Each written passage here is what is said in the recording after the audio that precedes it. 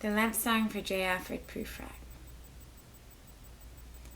Let us go then, you and I, when the evening stretched out against the sky like a patient etherized upon a table.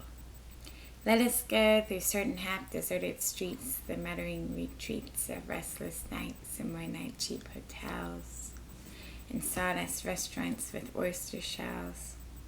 Streets that follow like a tedious argument of insidious intent that lead you to some overwhelming question.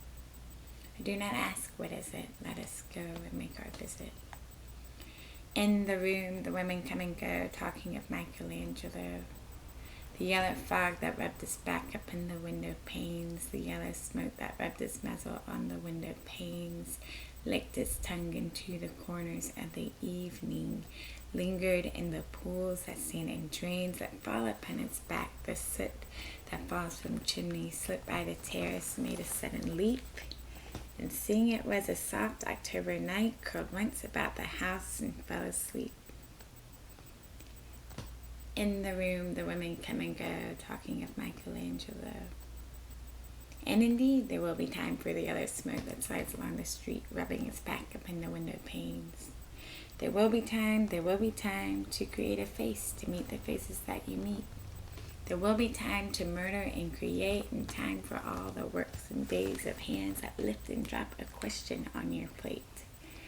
Time for you, and time for me, and time for yet 100 indecisions and 400 visions and revisions before the taking of a toast and tea. In the room, the women come and go, talking of Michelangelo. And indeed, there will be time to wonder, do I dare, and do I dare? Time to turn back and descend the stair with a bald spot in the middle of my hair, and they will say, but how his hair grows thin. My morning coat, my collar mounted firmly to the chin, my necktie rich and modest, yet asserted by a simple pin.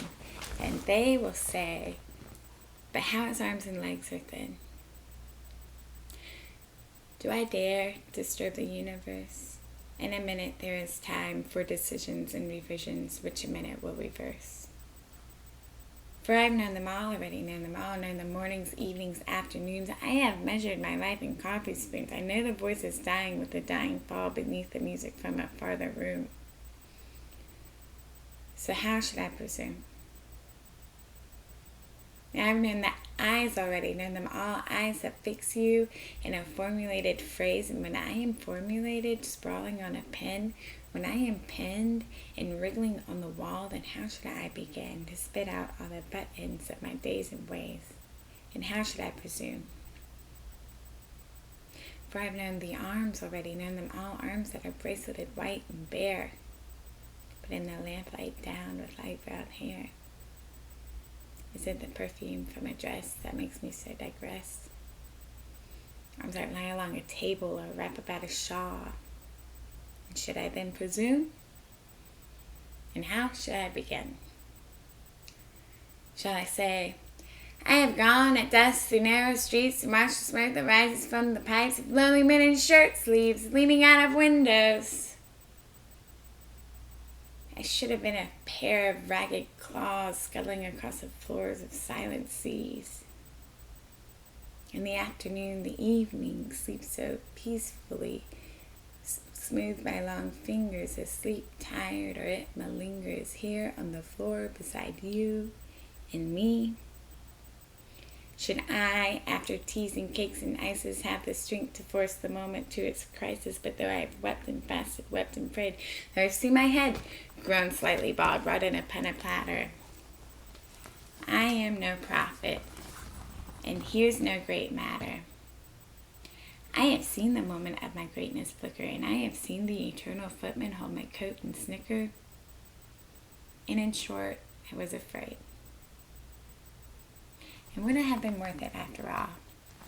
After the cups, the marmalade, the tea, among the porcelain, among some talk of you and me, would it have been worthwhile to have bitten the matter off with a smile, to have squeezed the universe into a ball, to roll it towards some overwhelming question, to say, I am Lazarus, come from the dead, come back to tell you all, I shall tell you all, if one, settling a pillow by her head, should say, And that is not it at all. That is not what I meant at all.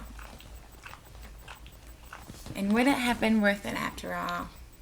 Would it have been worthwhile after the sunsets, the dooryards, the sprinkled streets, after the novels, after the teacups, after the skirts that trail along the floor, and this and so much more? It is impossible to say just what I mean, but as if a magic lantern through the nerves and patterns on a screen, would it have been worthwhile if one, settling a pillow or throwing up a shawl and looking towards the window, should say, that is not it at all. That is not what I meant at all.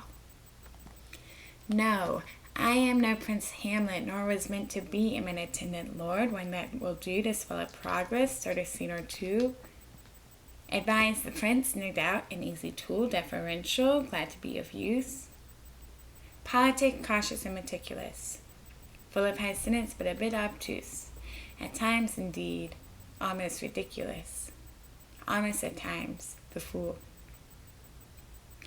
I grow old. I shall wear the bottoms of my trousers rolled.